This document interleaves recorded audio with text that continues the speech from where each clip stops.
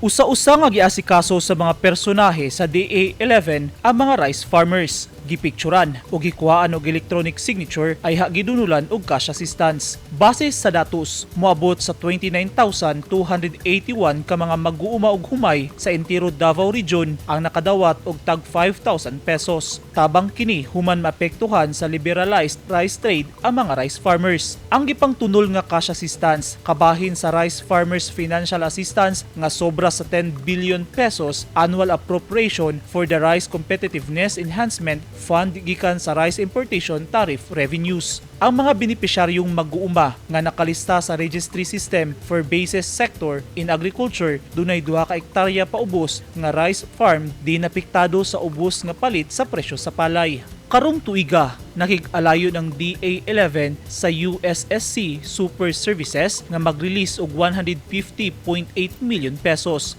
Diin ang 56.5 million pesos niini nakagahin alang sa 10,978 rice farmers sa Davao del Norte, 34.2 million pesos alang sa 6,635 ka mga mag-uuma sa Davao del Sur.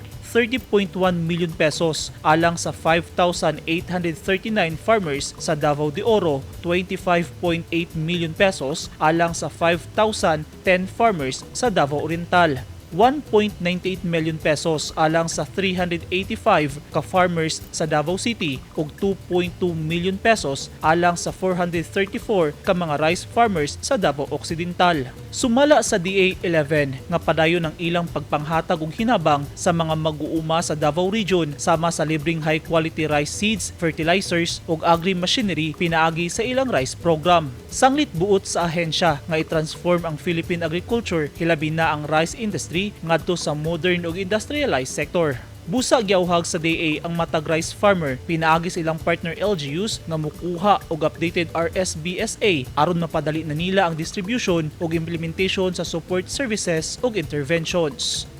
Eugene Hinutan, Newsline Philippines, Davao Region. Stay safe.